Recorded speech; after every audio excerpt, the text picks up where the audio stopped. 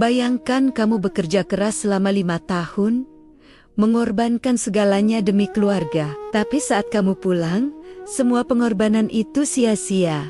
Uangmu habis dan suamimu selingkuh. Inilah kisah Aisyah, seorang istri dan ibu yang terpaksa menjadi pahlawan devisa, meninggalkan anak dan suaminya demi masa depan yang lebih baik. Sore itu, langit di desa kecil mereka berwarna jingga keemasan. Aisyah duduk di teras rumah sederhana mereka, melipat pakaian ke dalam koper tua. Setiap lipatan seolah membawa kenangan yang ingin ia simpan rapat-rapat. Matanya sesekali melirik suaminya, Rizal, yang duduk murung di bangku kayu sambil menghisap rokok. Asap rokoknya mengepul, menyatu dengan udara sore yang terasa berat. "Bang, besok aku berangkat," kata Aisyah lirih. Rizal hanya mengangguk pelan. Ada beban yang tak terucap di antara mereka.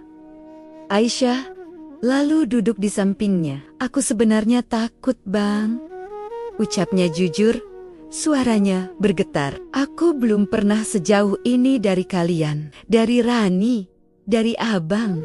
Takut kalau nanti aku nggak kuat." Rizal mematikan rokoknya. "Kamu perempuan kuat, ya? Dari dulu kamu kuat." Aisyah tersenyum tipis. Kuat karena keadaan memaksa. Ia memandang rumah mereka yang berdinding papan lapuk dan beratap seng bocor. Setiap kali hujan, ember-ember harus disiapkan untuk menampung air yang menetes. Hatinya teriris. "Aku nggak mau Rani tumbuh di rumah seperti ini terus," katanya. "Aku mau dia punya kamar sendiri, meja belajar, buku-buku. Aku mau dia sekolah tinggi, jangan kayak kita. Makanya aku pergi." Matanya sudah berkaca-kaca.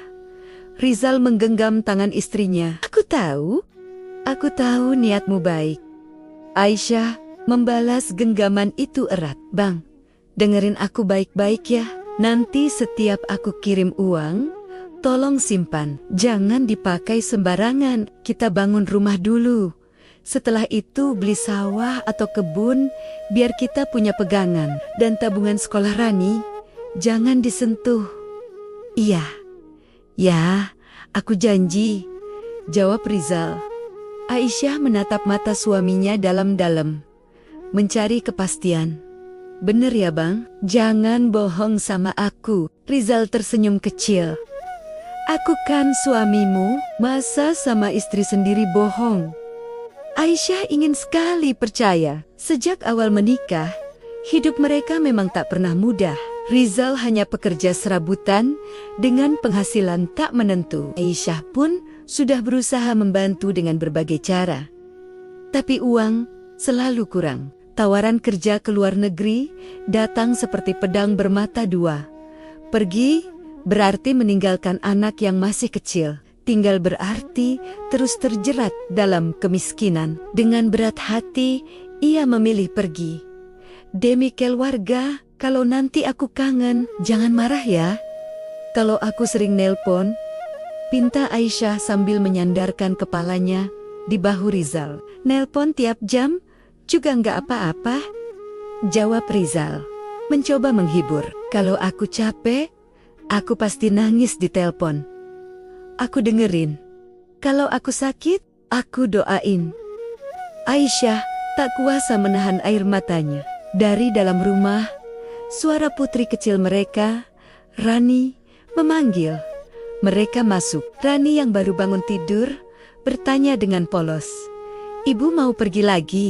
How lama?" Hati Aisyah serasa diremas saat menjawab, "Beberapa tahun."